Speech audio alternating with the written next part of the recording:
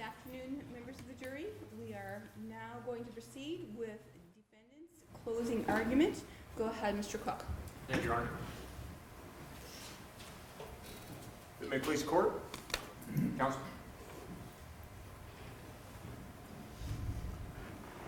Ladies and gentlemen of the jury.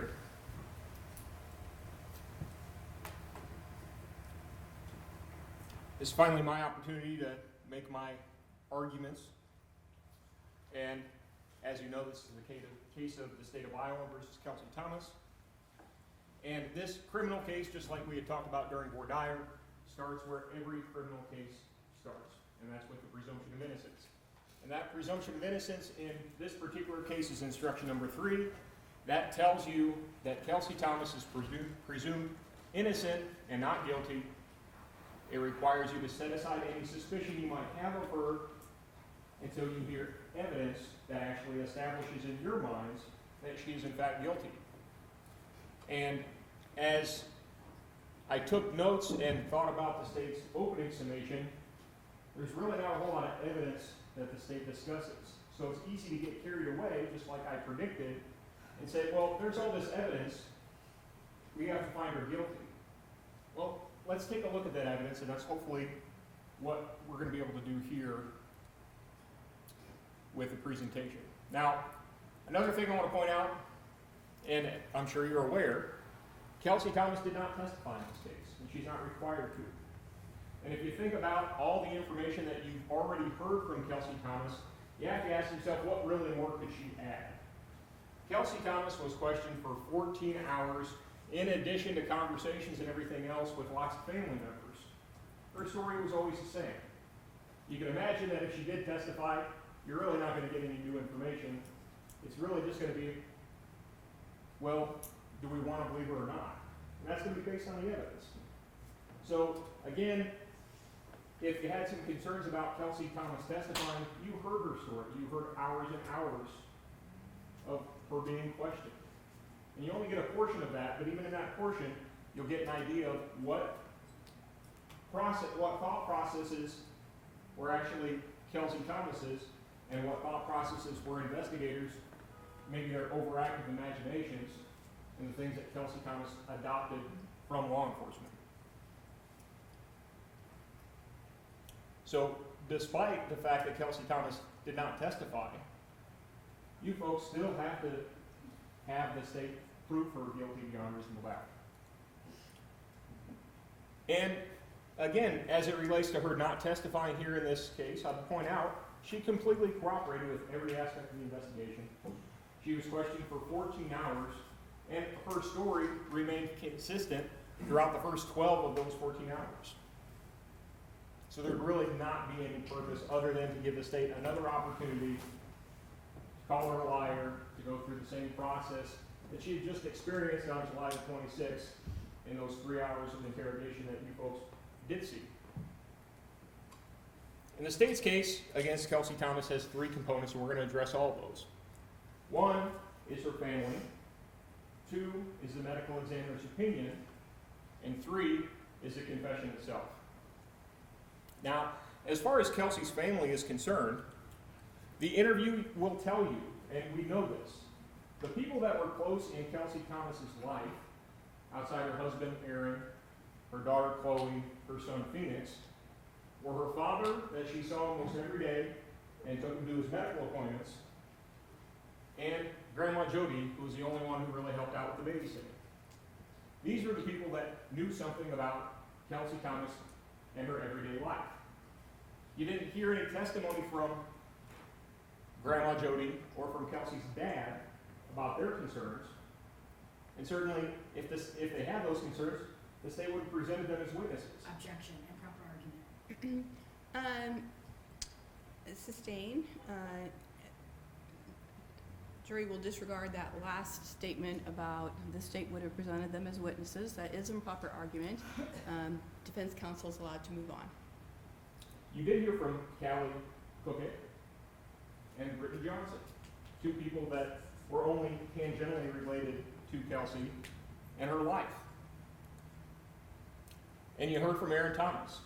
And Aaron was somebody who was involved in Kelsey's everyday life.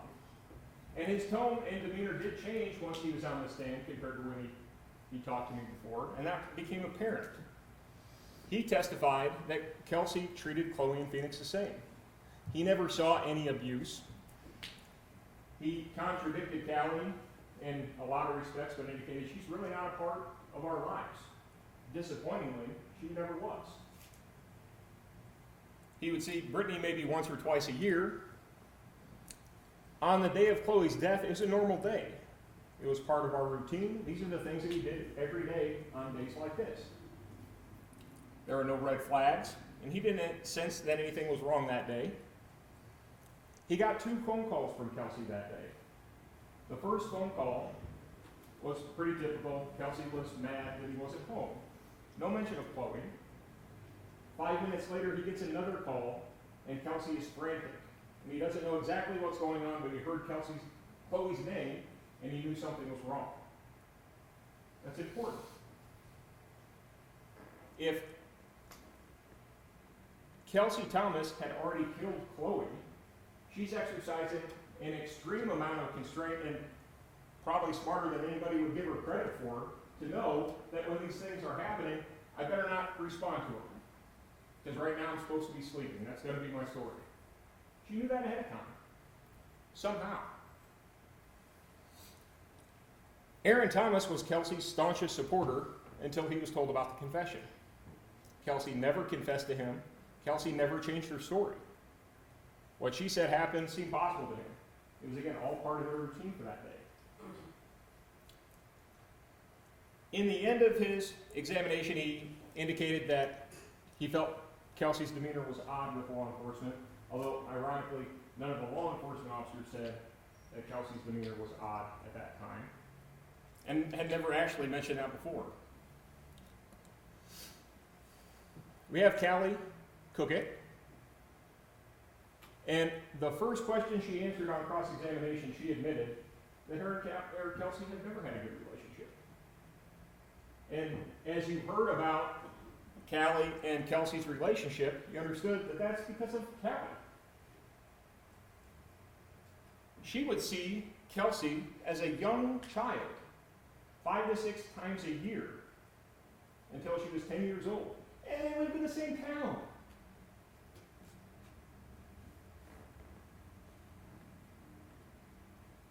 She saw Kelsey and her family on holidays because she lived 2.5 hours away. And on direct, she tried to imply that the take-her conversation was more recent in time than what was actually the case. Because she admitted on cross-examination that in her deposition she said that conversation happened when Chloe was 3 years old, which meant that it was at least 2 years prior, that there was never any follow-up conversations to that conversation, and never any additional requests made. And even if you accepted everything that Callie said, it's really not even clear what she said that Kelsey was asking of her. Was this an extended weekend? Was this a little bit longer? So discussion of guardianship or paperwork going on? What is exactly that happened 2 years removed from Chloe's death?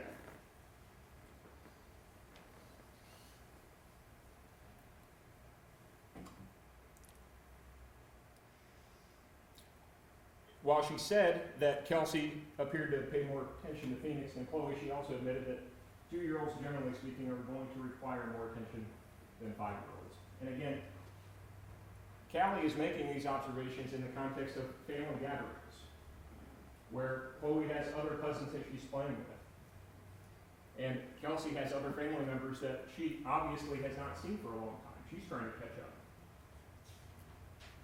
Is that the family experience that we all have, that this is where our family's going to jump? Callie, without knowing anything of the situation, we heard from Aaron Thomas, accused both Kelsey and Aaron before knowing anything. Brittany Johnson calls while Kelsey is at the funeral home, and the very next thing she thinks is a good idea to do is go to the police station and volunteer to wear a wire and surveil her cousin.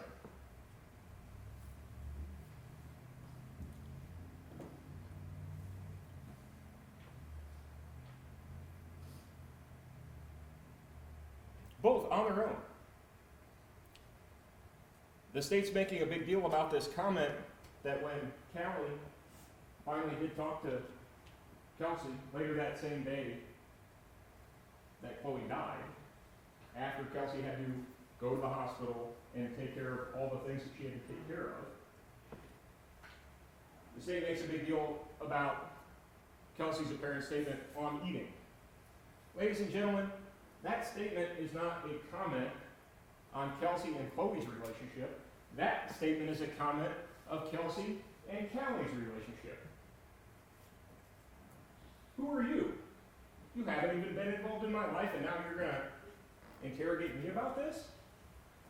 You don't have any idea. Aaron Thomas said the same thing.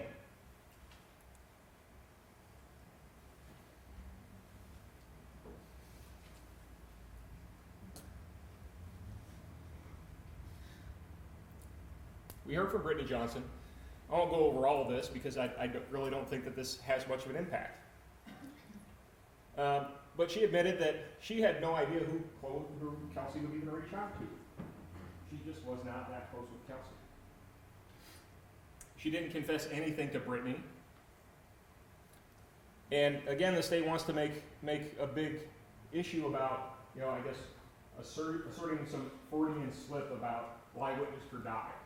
Well, the reality is that Kelsie Thomas was in Chloe's bedroom and found her in some kind of state of distress. She didn't know if she was dead at that point. She didn't know if she was alive. But she told everybody the same story.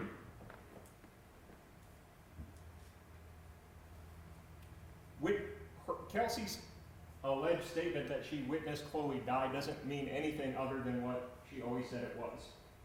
And she doesn't know when Chloe died. She went in there and she found something that was seared into her brain that she will never forget.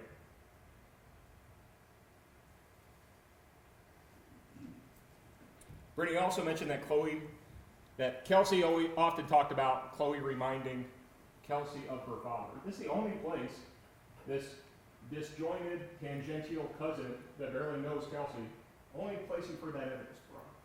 Wouldn't you think if this was such an issue for Kelsey in her life, you'd be hearing from somebody who's actually close with her about that dynamic?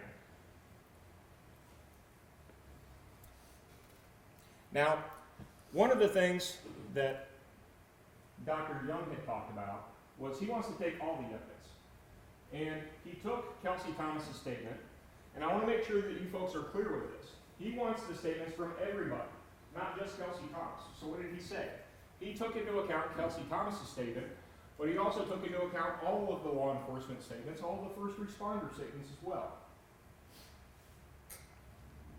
And as far as law enforcement and first responders, through the 911 call, through Corey Binge, through Kelsey's contacts with Blake Leffler that day, through the conversations that Tom McAndrew overheard her talk about, everything was consistent. She was panicked, she was crying, and she related the same story over and over and over again. And even that becomes problematic in the interrogations later on. Kelsey, how can you possibly be this consistent? What a lose-lose situation she's in. She's either too consistent and therefore lying, or she's not consistent enough and therefore she's lying. She is in a no-win situation, and that's not the only no-win situation or predicament that the state put her in.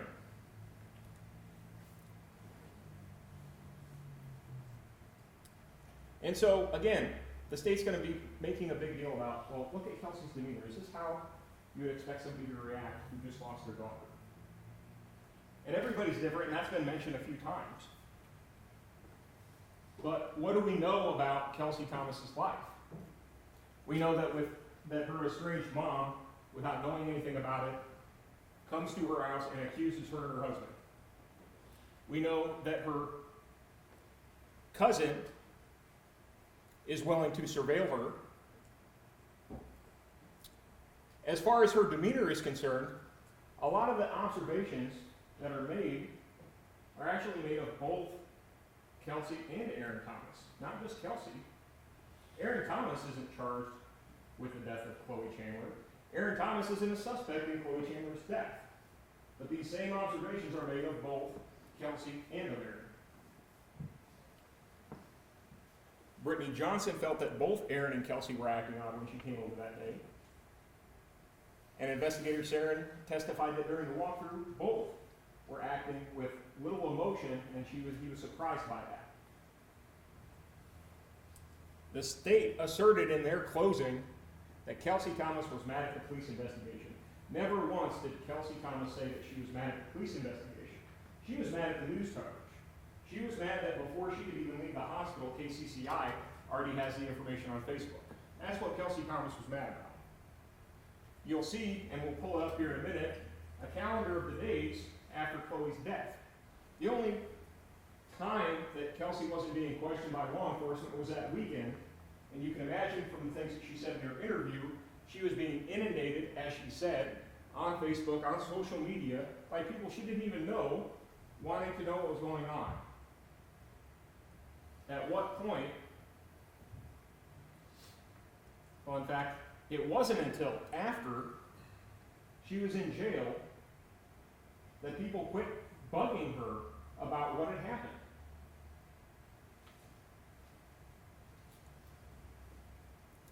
And finally, if you need an explanation for why Kelsey's demeanor is what it is, the simple fact is that Callie is her mother. And think about that, folks. Think about growing up in the same town as your own mother, and you see that person 5 or 6 times a year. What kind of emotional damage is that going to do to a young person? Now, we're here in the context of a murder trial, and that's what Kelsie Thomas is accused of. But if you were walking the street and met Kelsey, and you knew her history like that, would you expect her to be emotionally appropriate? Do you think, growing up, she was provided those tools? Certainly wasn't for Callie. Objection, facts, not evidence. Members of the jury, you will make your decision based only on the evidence. Counsel's speculation is not evidence. This is final argument. Not everything counsel says is going to be consistent with the evidence. That's for you to determine.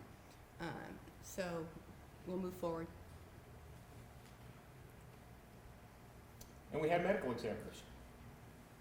And importantly, folks, as has been pointed out, when the county had this case, they thought it was non-accidental. It arrived at the medical examiner's office as non-accidental. And then the medical examiner didn't render an opinion that it was strangulation, not right away. She waited until after Kelsie Thomas's confession that it was a strangulation to find that. And you've heard me argue about how those facts were twisted up. Again, don't just accept my argument. I'm going to show you how those facts were twisted up. But what we had is a situation in which Dr. Chandler did not render an opinion until after this bogus confession. And I'm going to tell you and show you why it's bogus. And if that's the basis of her opinion, then you can't rely on her opinion either. And as far as Dr.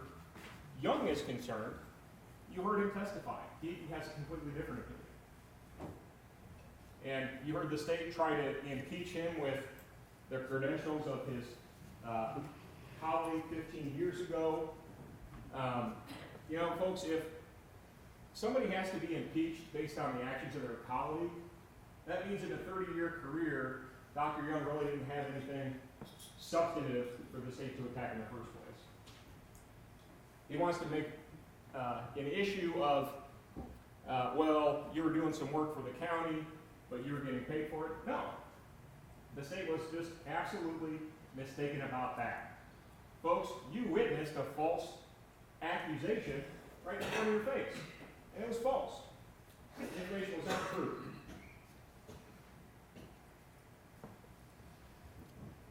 So, and again, we heard from Dr. Thomas Young. His cause of death was hanging. Kelsey gave a detailed account, along with Bench's information, and all the other first responders. It was all consistent with Dr. Chandler's findings. That's what he opined. He was even aware of Kelsey's confession, but felt that that confession was not consistent with the autopsy findings. And something that you folks haven't been asked to do yet, we're going to do here while I'm up here, is we're going to just break down Kelsie Thomas's final confession in a common sense way. And I'll ask you folks if that actually makes sense. Or was it a situation where investigators finally thought that they had a story that fit the evidence that they needed, and they just quit asking questions at that point?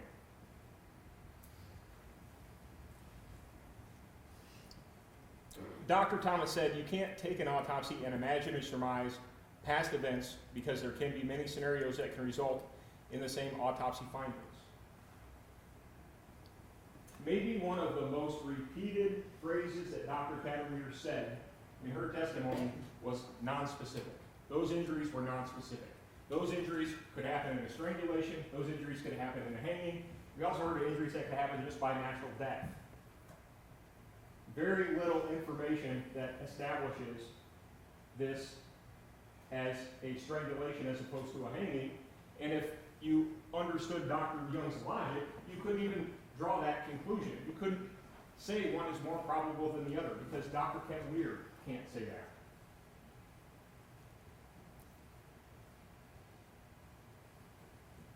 Dr. Chandler has completely eliminated Kelsey's first account and is merely applying what findings she can to a strangulation by imagining what that strangulation would look like. And again, all that could make sense if you gloss over the fact that Kelsey confessed and then you look at what she said during her confession.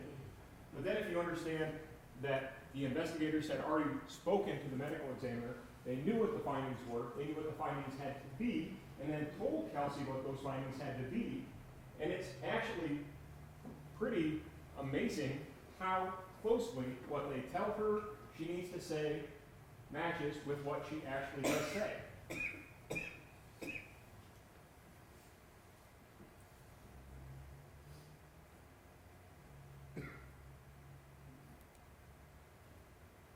Now, as far as where their opinions diverge, Dr. Young testified that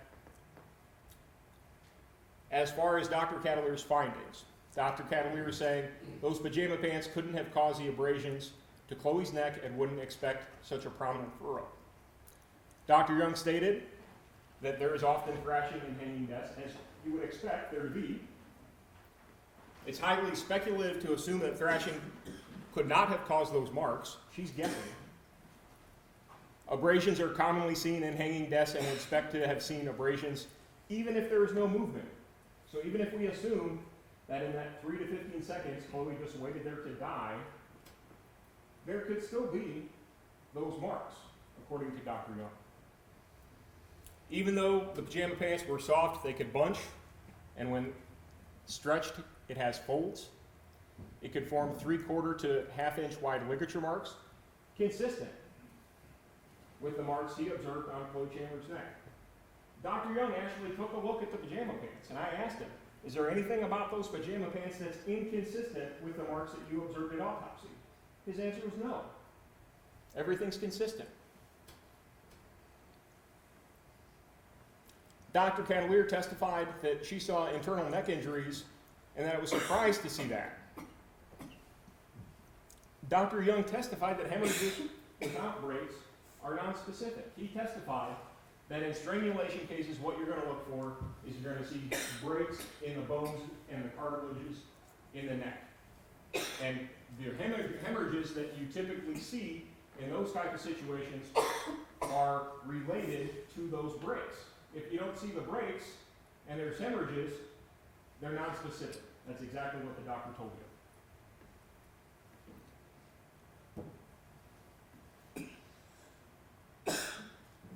He had mentioned resuscitation efforts, which Dr. Chandler does not take into account at all in rendering her opinion. And also doesn't take into account a rare disease that Chloe had that he said could contribute to the appearance of hemorrhages. And even without that disease, the hemorrhages again would not be indicative of a strangulation.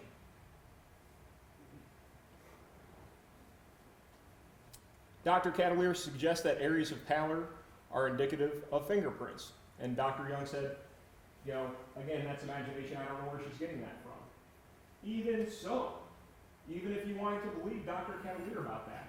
Can the state adequately explain why, in a strangulation scenario, that Cloe Chandler would reach up and try to move that ligature, but for some reason, if she accidentally hung herself, she wouldn't also take that same action?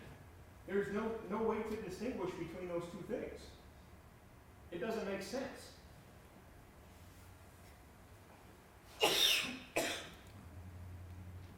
And we heard from Dr. Brian Cutler.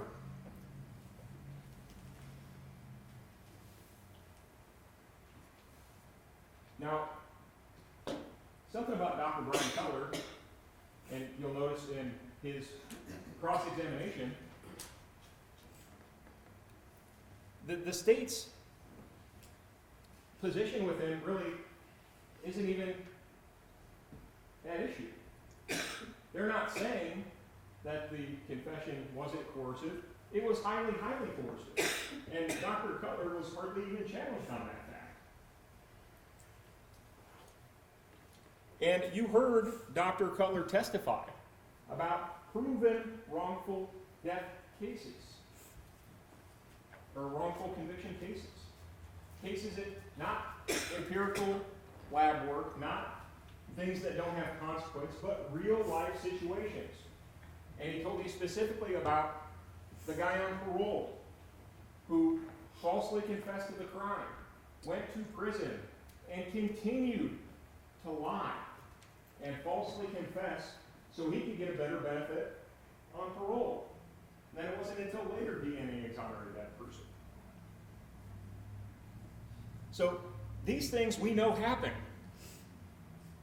And at one point, every one of those wrongfully convicted people were sitting right where Kelsie Thomas is sitting now, with 12 people who ultimately decided that that person was guilty. And they were wrong.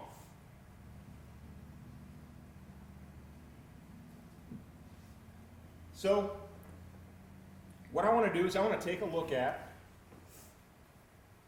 Kelsie Thomas's interview in a detailed way. And I have been making mention of how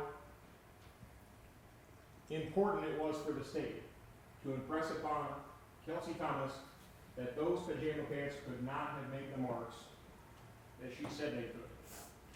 And that's where we start. So let's take a look at this. It was the state's job, through Michael Sieren and Don Schnickner, to convince Kelsie Thomas that those pajama pants could not have caused Chloe's injuries, which means that she must have been lying. Can't be the pants. You've seen the watch TV, you've seen the signs. Look at evidence. The body, Chloe is her. She's telling us the story. Even after she's dead, she's telling us her story. See the doctor. It took 2 days to go through to confirm, to make sure that they were positive what they were telling us was the truth. They have no doubt. This isn't one person's idea. This was a team of people trying to figure out, again, your daughter's telling the story, and the other one's trying to figure out what happened by working things backwards using Chloe. Representing you with the story she's telling by her injuries. I didn't touch my daughter. I didn't kill her. I didn't even touch her. And again, we know that's not true because she wasn't strangled with those pants. Well, she wasn't strangled with my hands. I didn't touch her. We never said you strangled her with your hands. I didn't kill my daughter. We're saying that your daughter was not hung up in those closet with those pants. Well, that is how I found her. Not with those pants. We know that. I found her hanging in the closet. Not with those pants, though.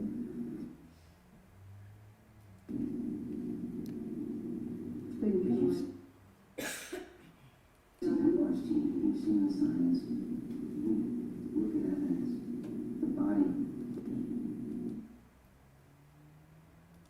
There isn't. That's what we're talking to. There is no other explanation. other than someone killed her, and that someone is you. No, it isn't. What proof do you guys have that I did? Honestly. We've been laying it out, Kelsey. Just because you're saying that there's ligature marks and everything else, do you have physical proof that I literally did? Do you need to see them to believe us? What is pictures gonna show me? It'll show that those pants are not the mechanism that caused her injuries, which makes your story a lie. So what proof do you have that I did? That is it, right there. That's one piece, just one. And I will gladly go print those pictures out to show it to you, so maybe you can come off the total shit you're spewing out of your mouth.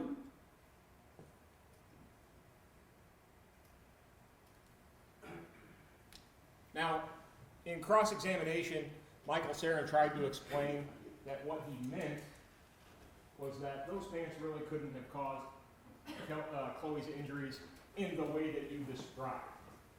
That's not what he said. We just heard what he said. And what he meant really isn't important. What's important is the effect that it had upon Kelsie Thomas. And all that Kelsie Thomas heard repeatedly, according to Michael Sieren's own count, 35 to 40 times during this interview, they could not have banned the pants, Kelsey. That's how we know you're lying.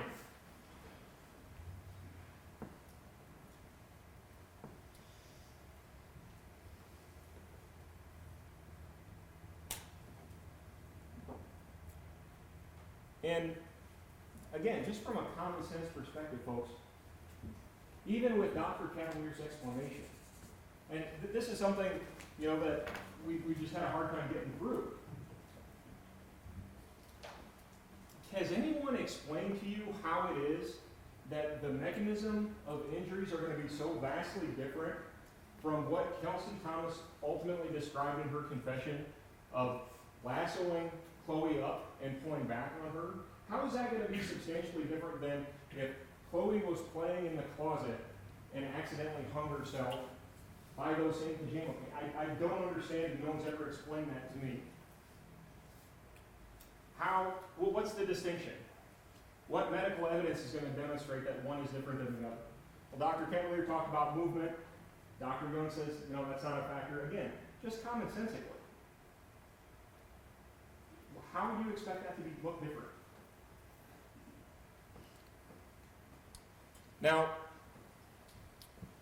our common sense position would be around this period of time in the video is Kelsey's breaking point. You see her repeatedly being told she's lying. We know you're lying, Kelsey. It wasn't those pants.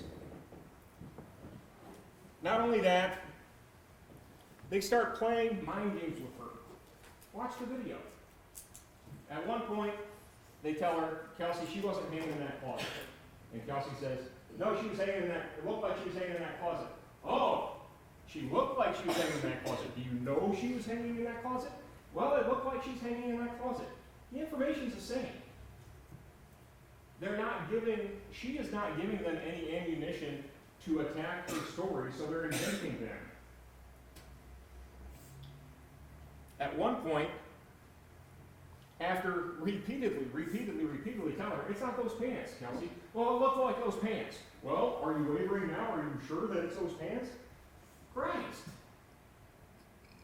You can feel Kelsie Thomas's exasperation as she's being asked these ridiculous questions. At one point, they posit, well, so Kelsey, what you're telling us is that Chloe must have done this herself and then hung herself up into the closet? Give me a break. She's starting to question what she even remembers at this point. And she tells them on more than one occasion, you're messing with my head. You're trying to get me to admit to something I didn't do. She warns them, this is what's happening. And this is after 12 plus hours where she maintains the same story. And all of a sudden she's agreeing to everything. And we'll see that. Now, it was made mention, I believe, in opening statements. There were things that only Kelsey knew, and it was in fact reasserted in closing. Only things that Kelsey knew. That's how we know we got the right person. She had unique information. Well, the things that Mr. Neff had talked about in opening, that I recall, well, Kelsey volunteered it. Chloe was playing in the bathroom that day. Do we even know that that happened or not? There's no photographs from the bathroom. If something was going on in the bathroom, you'd actually expect that the crime scene would have probably started in the bathroom. The bathroom's really doesn't impact anything with the story one way or another. But it's apparently means that Kelsey is telling the truth about the honest confession that she got because nobody asked her about the bathroom before. Her lips were blue. Well, you know, Chloe's lips were blue when Kelsey found Chloe. And Chloe's lips would have been blue under either circumstance. So really, the fact that Chloe's lips were blue really, again, doesn't demonstrate one scenario or favor one scenario or the other. And then there's this stare. And folks, again, we'll try to make sense of this when we talk about this in a commonsensical way. But what Kelsie Thomas said in that interview is that she threw Chloe into bed, held her down, and that she started staring at me. The investigators didn't equate this with a death stare. That wasn't something that even came up until Dr. Chandler made mention of it. Dr. Young, again, thinks that's imagination. But as far as all of the original statements, all the things that we know had to come from Kelsey because they're unique and therefore demonstrates that she's guilty, let's take a look at those. Or is there anything more than this? Because I think this is easily explained. And this goes back to what Dr. Brian Cutler talked to us about. This interrogation was a guilt presumptive interrogation. And by that, the investigators, when they started with Kelsie Thomas, assumed that she was guilty. The process involves using techniques to get the suspect to confess, easier to give them more details about crime that investigators can use to corroborate. And that's actually the process that we see going on, because at first, they get Kelsey to admit, yeah, I did in fact touch her, and that's where things touch off. And maybe that looks like a good investigation moving forward, a good interrogation moving forward. But the thing is again, none of the facts are unique to Kelsey. They didn't originate with Kelsey. They originated with investigators. And the problem, as Dr. Cutler indicated, and again, in his testimony was pretty much uncontroverted, the problem with guilt presumptive interrogation is that police are not always interrogating guilty people. And this is one of the problems that leads to false confessions. So, with Dr. Cutler, we reviewed his report, and he talked about known risk factors for a false confession. Known risk factors, things that have happened in false confession cases that we know have happened, that are coercive, that create problems in how reliable or not that alleged confession is. He talked about rapport building tactics used 12 times, evidence-based tactics used 132 times, emotional provocation used 12 times, confrontational tactics used 153 times, minimization tactics used 65 times. Dr. Cutler testified that in that 3-hour interview, she was subjected to 374 times in which these tactics were used against her.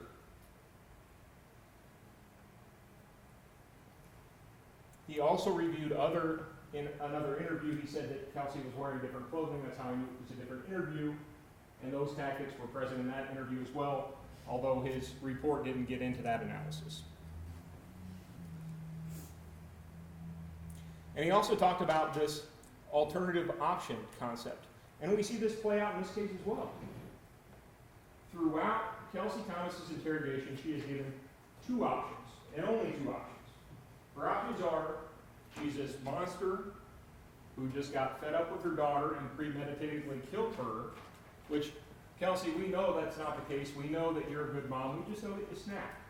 And that looks so much better on you, and it's so much easier to explain to your family, and this is your only option. Because there's only two, and we really don't want to think you're a monster.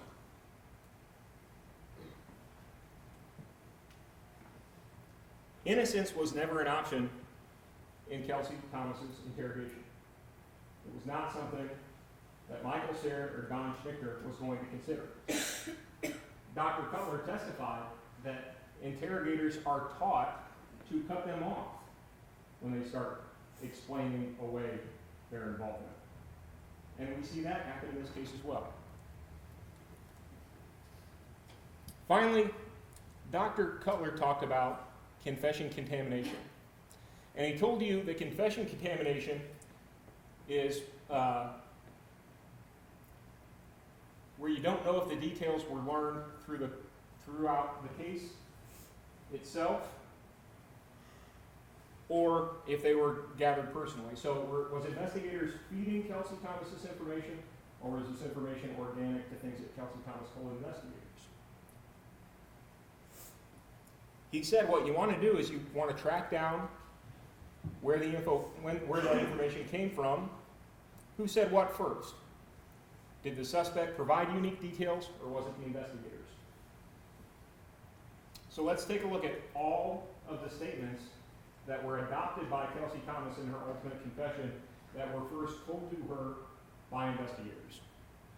And context is important, folks, and I'll tell you just like the state did.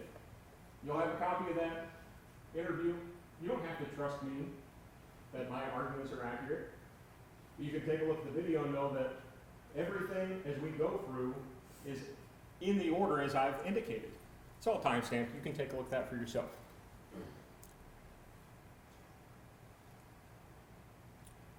So, the first concepts that we're talking about is that Kelsey had taken a nap hoping that Chloe would be okay, and that she had held her down. I want to know what Mom was thinking. Mom was thinking, she wakes up and finds her child, she's hanging in the bed, and doesn't know how that happened, hanging in the closet. How that happened? I don't know! And I think that's what you want, but something happened before that, Kelsey, whether it was a fight, whether it was whatever. There was no argument between me and her. Maybe something happened and you went to bed thinking, that just didn't happen, I'm going to wake up and she's going to be okay. We had a fight in the room, she wouldn't stay down, I held her down. No. She passed out, she's asleep, I'm going to go back to bed, and when I wake up, we'll make up like we always do. She'll be okay, I'll get my nap in, I'll be more prepared for her. No. And when you go back in that room, oh my gosh, I must have went too far, she's No. dead. Now what do I do? No, Now I need to make it look like an accident. no. Sound familiar?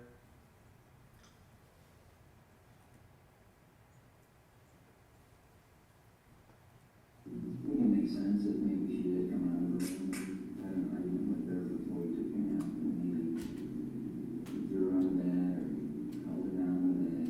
No. I want her to just stay in bed. You just stay in the bed and I'll beat your butt. And you held her down. And something happened. And maybe you thought she was just going to stay in bed. But you didn't realize how much blood she saw. And when she came out again, she took your nap. You tried to wake her up and she wouldn't wake up. Then you panicked. I understand that. Very familiar. It can make sense that maybe she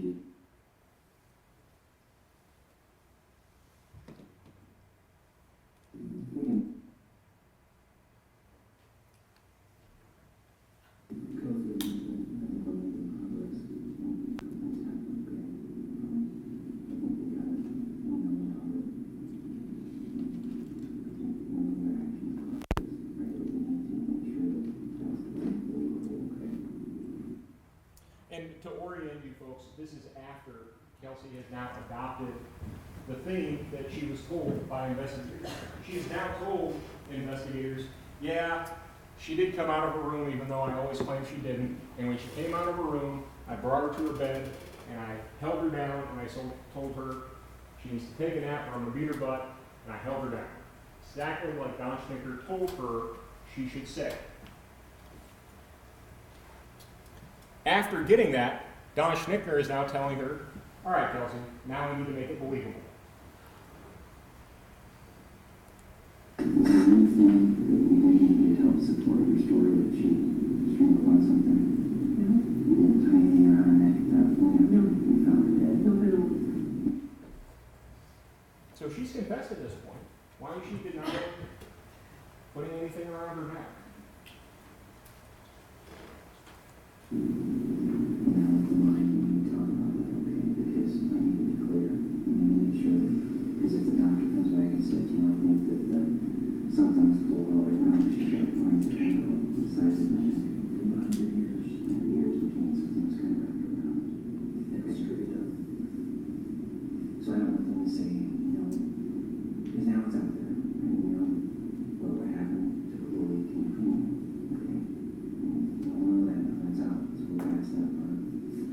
We just, I don't want the doctor to say, you know, I think actually, she must have came behind her with something and pulled up on her, and that's how it happened, maybe. She must have come behind her with something and pulled up on her. That's how it happened, maybe. Sounds exactly what Kelsie Thomas later says had happened. The gasping. Did you notice when the bomb went right away? No, when I, Gas me or because these are things the doctor's going to ask. When pressure is exerted on the neck and the chest, this is what should be seen. no, I mean, like I said, when I had my hands on her chest, I mean, I was, and see, I didn't, Was her head hanging off the bed? no, Are you sure? yes, yes. Kelsey heard her gasping. That means she must have been there when Chloe died. Well, the investigator suggested that one as well. The mechanism, here's what we need. Right, and now I gotta worry about myself and being something else, right? Do you think, because we're gonna test like the pajama bottoms you can find out, like DNA, or Mexican, is there any way that to make sell your story that maybe you wrap that around her neck and held it there for a little bit No, after she was deceased? What about, you're not gonna find that from, is that in play at all? Would you use the pajama pants on her at all? If you would drag her back to her room the first time, is there anything that I'm gonna see I that transfer? mean, I didn't drag her anywhere, no. Is there any way that to make her sell your story, that maybe you wrapped that around her neck and held it there for a little bit after she was deceased? No. And here we're getting to where Kelsey is finally getting to the final version, the ultimate confession. This is what Kelsie Thomas says about this. And she had jumped in her bed, and then as I was coming, I came into her room, and she had jumped out of her bed, and I tried to grab her arm, and she slipped out of my arm and went to run out of her bedroom. I grabbed the pants, and I just went like this, and I pulled. Where was she at? She was in her doorway.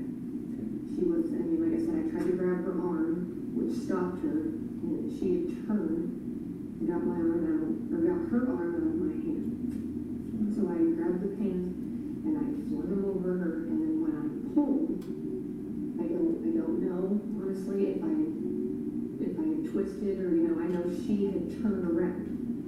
Because when I grabbed her, pulled her backwards, she had turned. The problem is this doesn't explain everything, so the investigators continue. And they still need evidence of suspension, because that is the most prominent thing, the most prominent injury. The thing that stands out the most is that suspension injury. The upward canted litigation furrow is a telltale sign of a hanging and not strangulation. We heard that from both sides. I mean, I guess I grabbed her, but I don't remember lifting her or anything other than remember that. And then we have the final version. And interestingly, and this is going to be pretty interesting. The state is trying to address this line on the back of Chloe's neck. I still see that line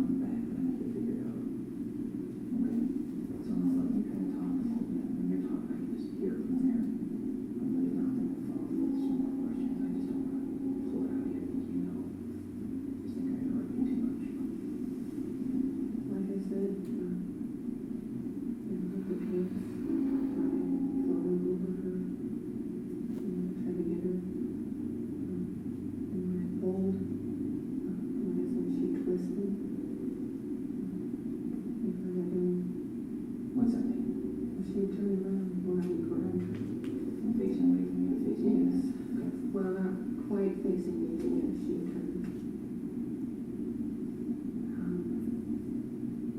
And I was trying to scoot back to where, both my feet were.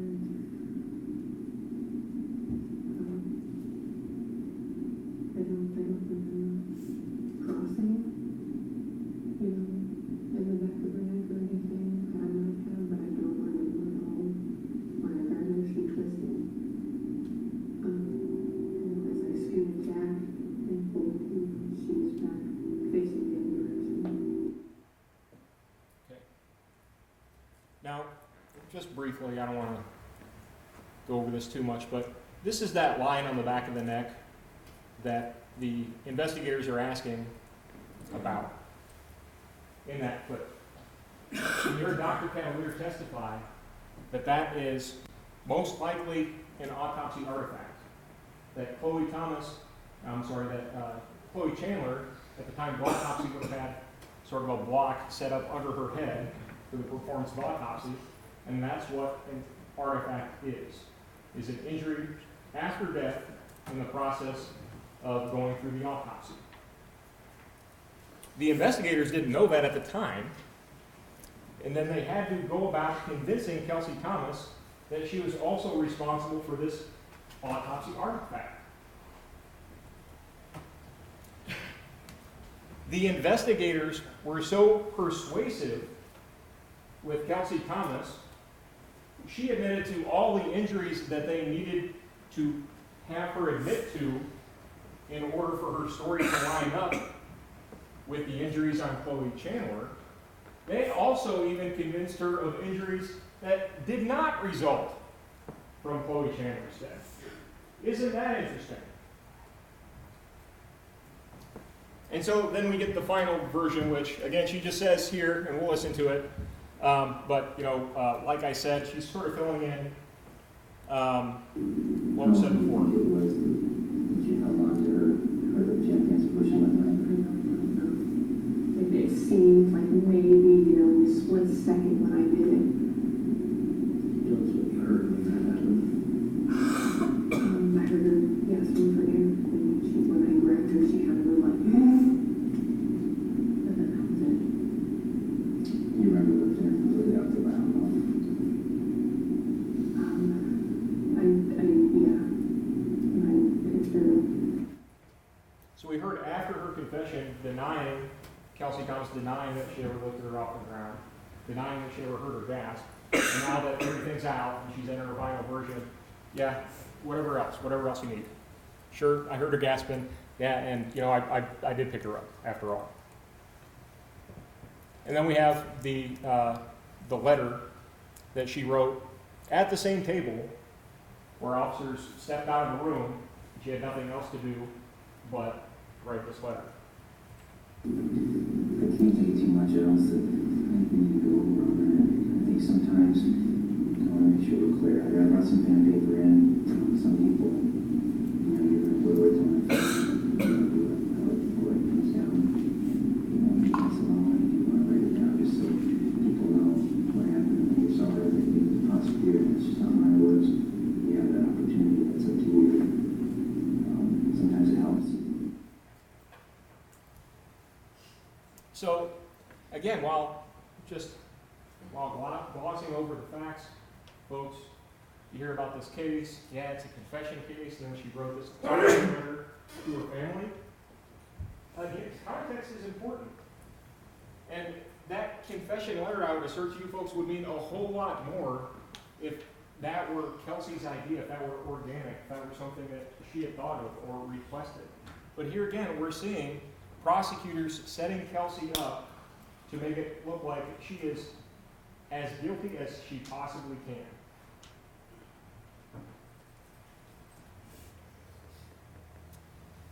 And, we follow up with the jail calls. A couple things about the jail calls. One, if you listen to that first jail call, you'll understand that Kelsie Thomas is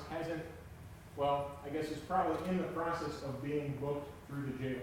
So when you see the very end of that interview, there's really not a whole lot of time. It's a matter of minutes from the time she completes that interview to when she's actually calling Aaron Thomas. So if the state wants to assert, look, there was no interrogation, everything was over, Dr. Cutler addresses that. Those things happen.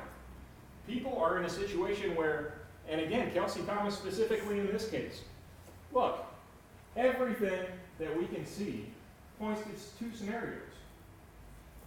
Either you're this horrible, horrible person, which we don't want to believe, or you just snapped. And this is what happened. Those were her only two options, and those were her only two options from the time that Sieren and Schnicker sat down with her. We know these things happen because they happen not in research, not in empirical studies, they happen in real life. And if they've happened before, why couldn't it have happened in this case? This is not a situation where I'm just throwing this out there. Hey, maybe this is a false confession without any basis for it just because my client confessed. You heard Dr. Cutler testify. Not everything that he reviews is a coercive interrogation. There's only been 11 circumstances. He set up his whole business for this kind of consultation. And only 11 times since he started this practice did it actually result in Dr. Cutler taking the stand to provide testimony. It's not just some paid opinion. In fact, I don't even need Dr. Cutler to establish those things. I needed Dr. Cutler to open your folks' eyes to the possibility that this actually happened. And now I'm demonstrating to you how it's true. Because again, there is nothing original, nothing unique about Kelsie Thomas's confession. Nothing that you can point to say, only Kelsie Thomas would know that piece of information, and that's why we know she's guilty.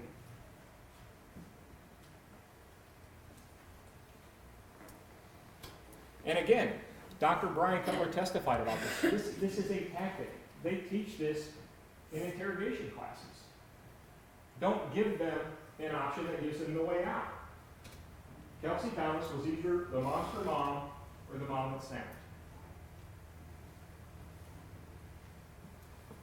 And of those two, obviously, it sounds a lot better. It sounds like maybe your family would at least let you talk to them.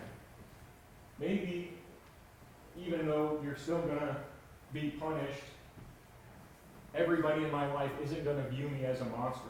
Can I at least hold on to that little thing, that little shred that you're leaving for me? That's what Kelsie Thomas was trying to hold on to. That's what that man that you had heard from Dr. Cutler was trying to hold on to when he was telling the parole board, yes, I did it, when in fact he knew he did not.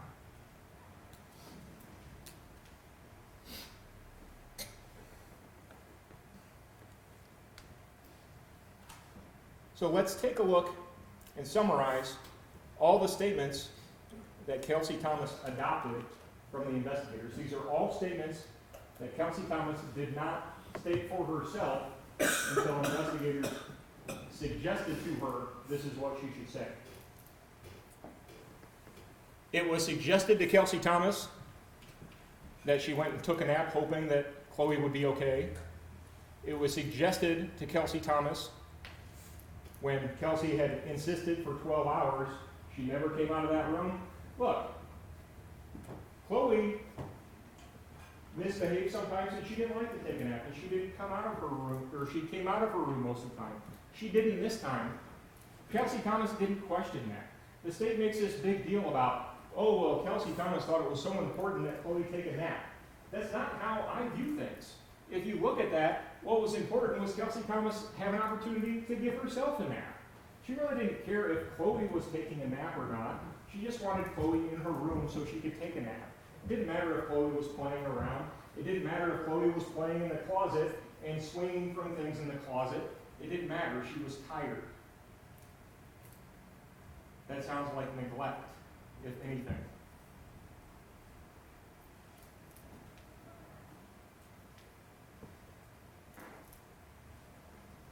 They asked Kelsie Thomas if she heard Chloe gasp, and that would be something that the doctors would talk to them about. Objection, the state's facts, not evidence. That was a direct quote, Your Honor. Members of the jury, you'll recall the evidence and you can review it if you like. This is argument, it's not evidence. We'll move forward. They made sure that Kelsey accounted for the evidence of suspension. Again, the most significant obvious evidence in this case. They needed to make sure Kelsey accounted for that, and they did. They even made sure Kelsey accounted for an artifact, something that doesn't make sense. And again, that piece right there demonstrates to you just exactly how persuasive Sieren and Schnickner were in telling Kelsey how this story had to go. They suggested that she write the letter immediately after her confession, and they left the room and gave her time to do that when she had nothing else to do. And again, I'll point out Dr. Cutler's expert opinion, he's certainly qualified. I don't know that I could have found a grander expert on the issue. He literally was writing the books. What did he say? Probably one of the most coercive investigations I've ever reviewed. And this guy is immersed in this stuff. Probably the most coercive I've ever reviewed. And he's been involved in seeing false confession cases.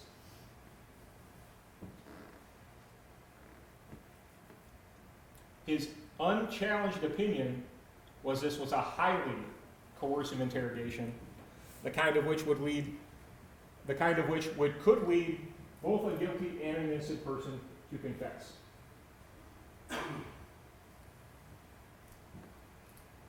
So, as I indicated, if in the state's closing argument they're asserting that Kelsie Thomas knew facts only that she would know because she is guilty, what are those facts?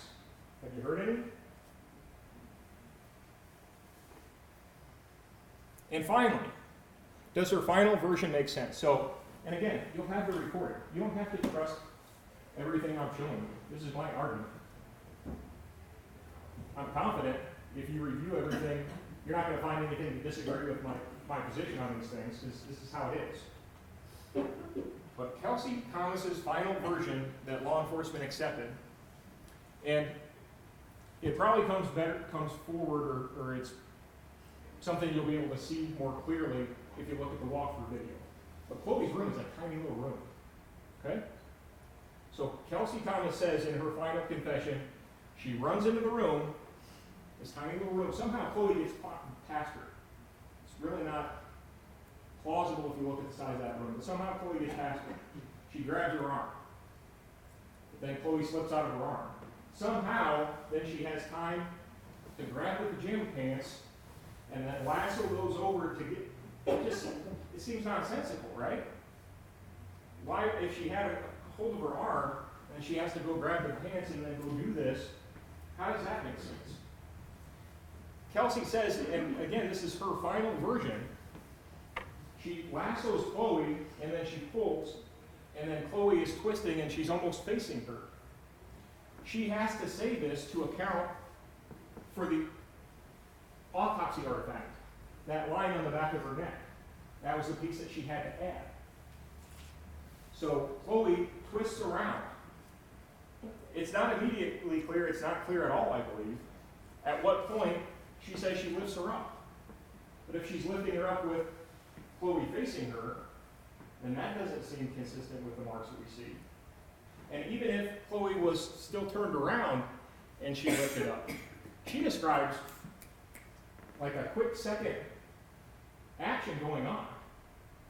And we've seen that mark.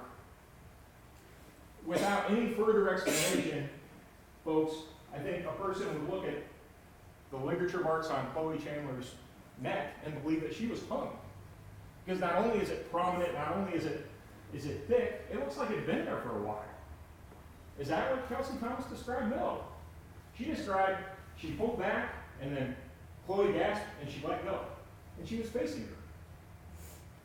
And then, after she collapsed, she picks her up and brings her to the bed. And again, maybe that's a little bit too much stepping because here's the bed and here's the floor and there's the door. So there's really not a whole lot of room. Picks up Chloe, sets her in her bed, and then pushes on her. And that's when she has to stare.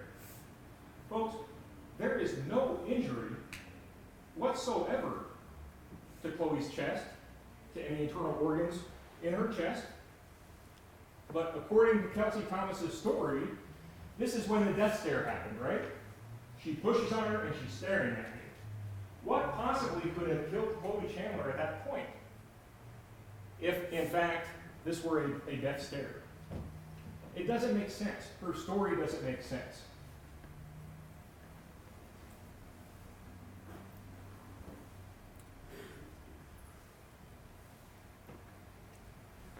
But she confessed, and that was the important part. We got her to confess. We've already been at her for 14 hours now. I think we're good enough. I think we're good.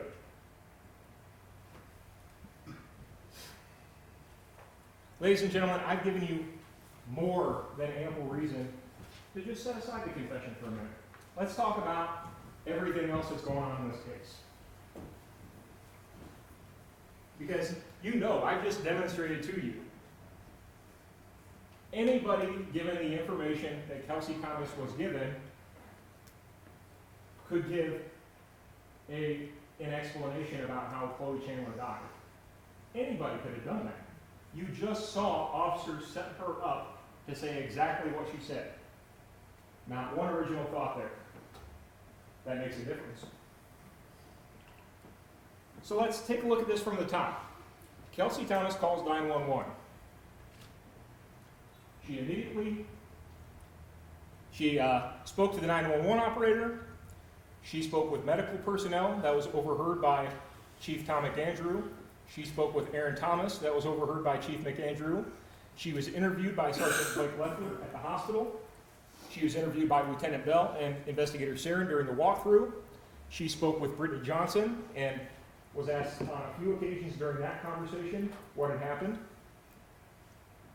And for the first 12 hours of her 14 hours of questioning and interrogation, Kelsie Thomas' story was exactly the same.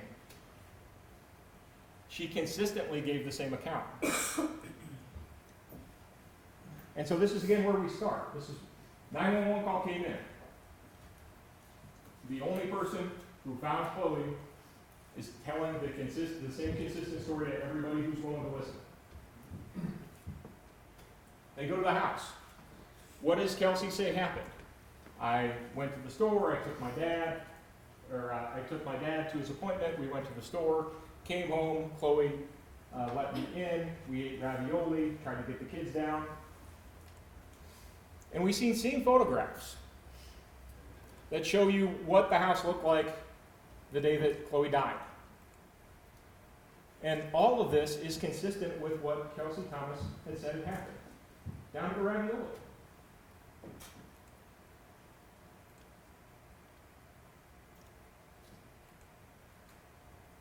And so, as you're trying to make sense of this, you see all of Kelsey's statements being consistent. This house is a mess.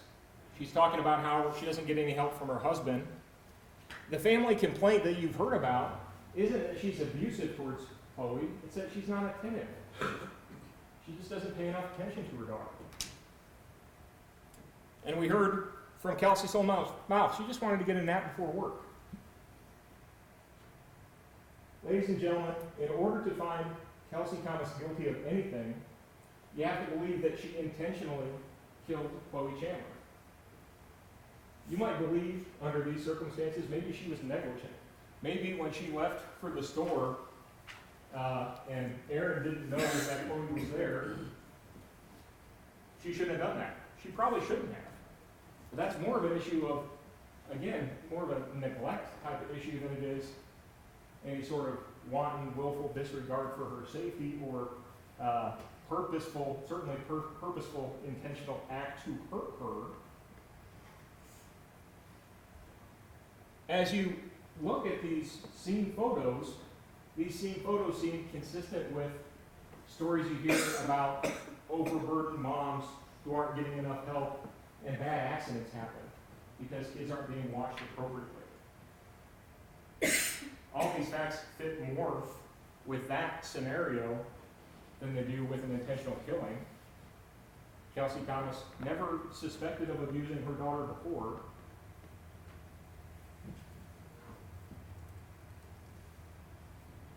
We heard from Chloe's preschool teacher. Preschool was just done the month before. This woman spent 2.5 hours every day with Cloe. She didn't have any concerns. Chloe was well fed, well taken care of, dressed appropriately. Kelsey seemed appropriately involved with her daughter, went on the school field trip with her, attended the parent-teacher conferences. For the chaos that Kelsie Thomas told investigators was in her life, she apparently was doing a pretty good job with Chloe. There's somebody who is a mandatory reporter who has to necessarily report any suspicions. Not only didn't see any, felt that Chloe was a shining example of what a 4-year-old preschool student should be. And that was Kelsie Thomas's daughter.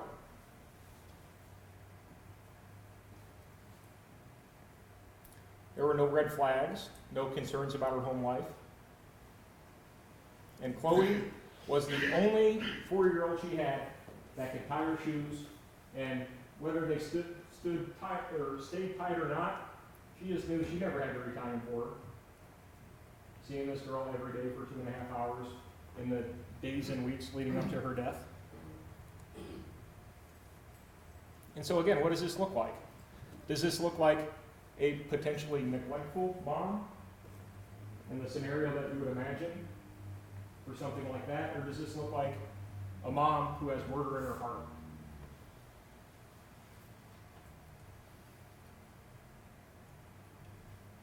And again, in trying to just make sense of this, so if we were to assume that Kelsie Thomas just snapped and she just killed Chloe, man, did things set up in a way for her to carry out that false story in ways that I don't know that you would necessarily think Kelsey would be smart enough to take care of all those loose ends. So let's take a look at that. So she accidentally strangles Chloe, and immediately her thought is, well, I found her hanging in the closet. Well, if I were to assert something like that, I'd probably get looked through pretty quickly because I don't have any empty closets in my house. That closet could obviously fit Chloe in there. It had a dowel rod that pants could be tied to. There was a chair in there. Apparently, the state believes it's impossible that a 5-year-old could put that chair upright, but I think all of us understand that that's certainly a possibility, particularly for a little girl who was left home while mom went to the store and dad is sleeping. She's just playing all morning. We have no idea what Cloe Chandler was doing all morning the day of her death. She could have been fashioning the coolest playground in that closet that a 5-year-old ever saw, for all we know.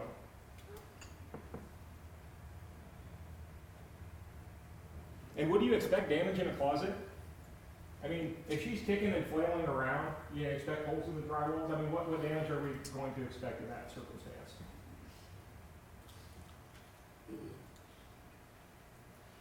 And if you recall, the potential juror in that wedding question,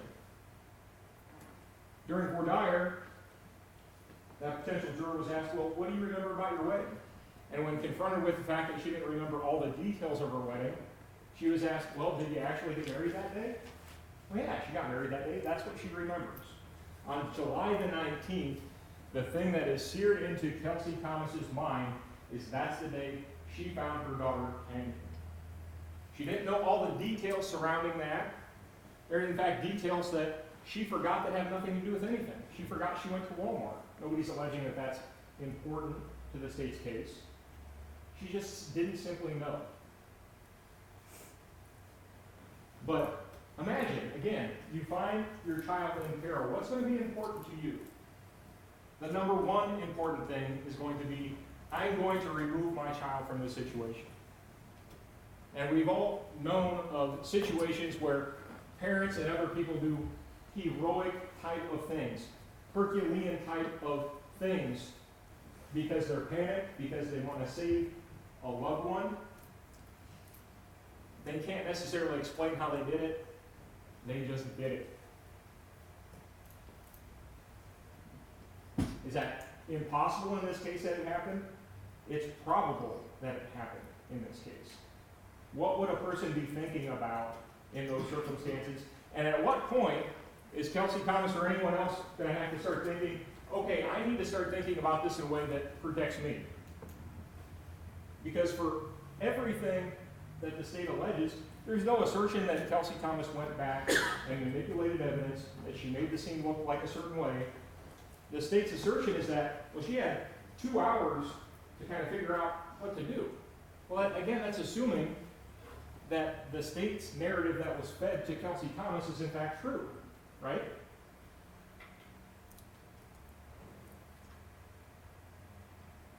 The pajama pants were right there. In the interview with Blake Leffler, he says that Kelsie Thomas really wasn't sure what happened to the pants. I don't know if they came down with Chloe. I don't know what happened to them. I think they're on the bed. Now again, if this is all manufactured and Kelsie Thomas had all this opportunity, wouldn't it make sense that she would just go into the closet and tie those pajama pants back up there? And folks, if you actually look at these pictures, these pants definitely have the appearance of being stretched out. And they have the appearance of being stretched out at the ends by the cuffs where it would have been tied up. This makes sense. Again, stretched out. Somehow, medically, that doesn't match up, or it didn't match up, but then apparently it did, because once Dr. Cavalier heard her confession, no, that makes sense to me now. We know that Kelsey liked to play in that closet. There's pictures of crayon marks in that closet. Kelsey talks about that in her interviews. It's not a stretch to believe that this child in this small house was doing what children do. They're playing in whatever ways they can. And for anybody who was that young, that was probably one of their favorite things to do. Let's make forts, let's play pretend. All these things are things that Chloe enjoyed doing, and she did it right there in that closet. And at one point, Kelsey tells investigators, I didn't even know there was anything in the bottom of the closet. There's things in the bottom of everywhere in that house. It was a mess. But again, it's not important necessarily to her guilt or innocence, just things that she simply forgot because she's not going to remember every detail.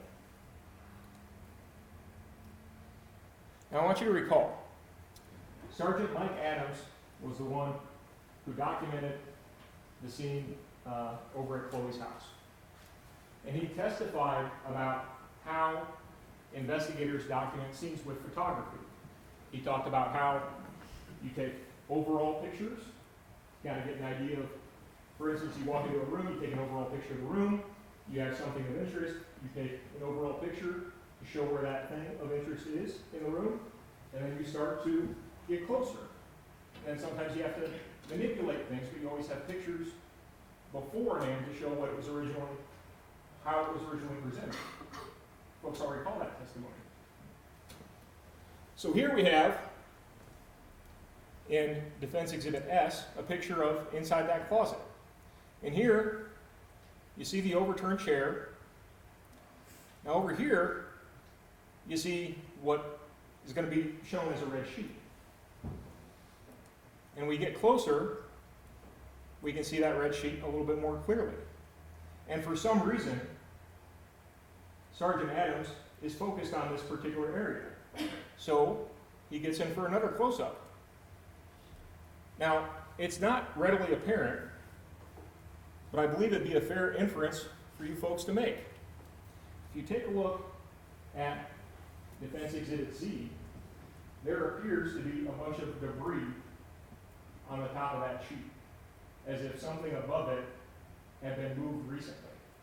It doesn't appear everywhere, and if you look through all the scene photographs, you're probably not going to find a picture quite like this one. Now, this investigation was originally non-accidental. This was part of that assessment.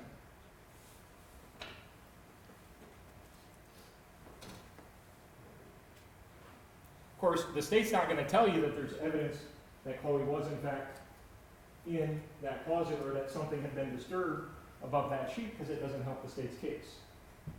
But it was their own officer that took that photograph in a way that he described, demonstrates to you that for some reason that must have been important. That certainly does not support the state's theory.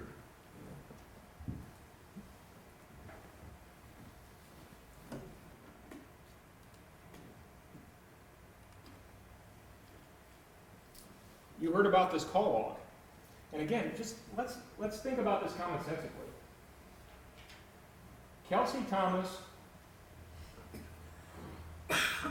strangled Cloe Chandler and didn't know what to do. Despite, I think it's a fair assumption that a person who just killed somebody or suspects they just killed somebody is going to be panicked. What do panicked people do? Well, the reason law enforcement gets your cell phone, they want to see what internet searches you've been doing. They want to see who you've been calling for help. What's going on in your life that you're doing these things. If you find Kelsie Thomas guilty, you have to believe that she was so savage that after accidentally strangling her daughter, she knew that when Grandma called, she shouldn't answer it. Because she knew she was going to be claiming that she was taking a nap.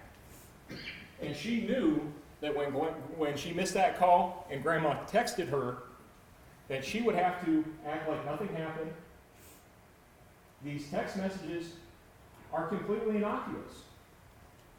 If you looked at these text messages, you wouldn't know if that happened on July 4th or July 19th or what was relevant at all that day because they had given you no indication. Kelsie Thomas was going about her day as if nothing had happened because in reality, she didn't know anything had happened.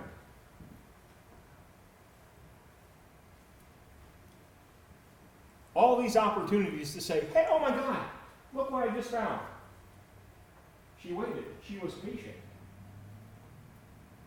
Are you giving Kelsie Thomas that much credit? She's going to be savvy enough to think that far ahead? Yeah, my alarm just went off. I was napping for work. He's an ass, referring to Aaron. No mention of Chloe. Sounds exactly what Kelsey would say on any other day Grandma was calling about these type of situations. Fits perfect. Just as Kelsey said, she gets done texting with Grandma, gets starting to get around, calls Aaron. Where are you at? You're supposed to be home. I need to get home. I need to get ready for work. Aaron confirmed that. 5 minutes later, we go from 3:17, that first call, everything's fine. You're an ass, get home. I need to go to work. 5 minutes later, something about Chloe, she's panicked, I know something's wrong, I need to get home. All of this fits perfectly with what Kelsie Thomas said. And in order to find her guilty, you have to believe that the woman cooking your pizzas at Casey's General Store was savvy enough to get past all of these things that police know to look for that just were not there.